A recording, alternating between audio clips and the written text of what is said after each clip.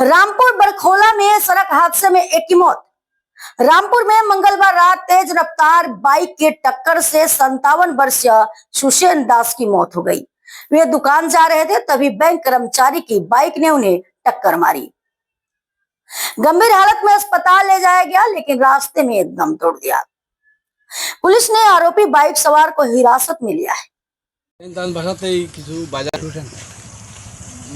সুষেণ দাস, তার নাম হলো মনোরঞ্জন দাস। আমরা তানে সুষেণ দাস হিসাবে পরিচিত এই গ্রামও। তান গড় তাই ইয়া সন্ধ্যার পরে 7:30টার সময় বাজার দিয়া গোটেই যে যাওয়ার সময় একটা বাইকে তাই ধাক্কা মারি ফেলাই দিছে। ফেলানোর পরে বড়লা হসপিটাল লিয়ে যাওয়া হয়েছে। সেখান থেকে মেডিকেল রেফার করা হয়েছে। মেডিকেল রেফার করার পরে আমরা খবর পাইছি তাই যাওয়ার মেডিকেল কেন মারা গেছেন পাওয়া হয়েছে। এরপরে আবার থানা কেন আইয়া গাড়িটা আমরা বাইকটা সমঝাইয়া দিছি।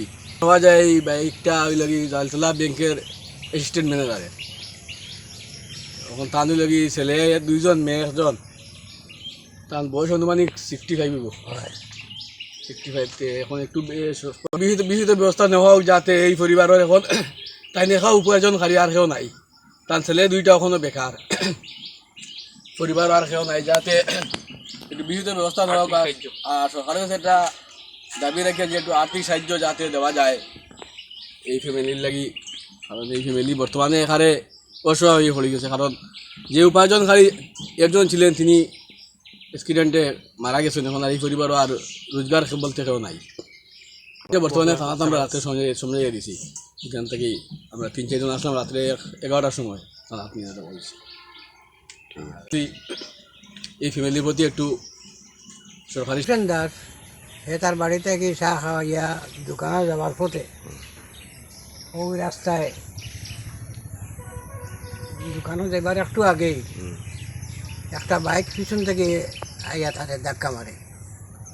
ধাক্কা মারার পথে বাইক অবশ্য পালাইছে না, বাইকটা রয়েছে। বাইক হলো জালতলা ব্যাংকের কর্মচারী, কীরকম কর্মচারী হইতাম পারি না। এরপরে তো তাই নিজেও গেছে, তারা লইয়া তারা দেখাশোনা করছে। এরপরে জানে তো মেডিকেল পাঠানো নিল হসপিটাল। মনোরঞ্জন দাস, সুষেণ দাস। তারপরে ওখান থেকে তারা মেডিকেল পাঠিয়েছে। মেডিকেল পাঠানোর পরে তো আর মেডিকেল সে মারা গেছে।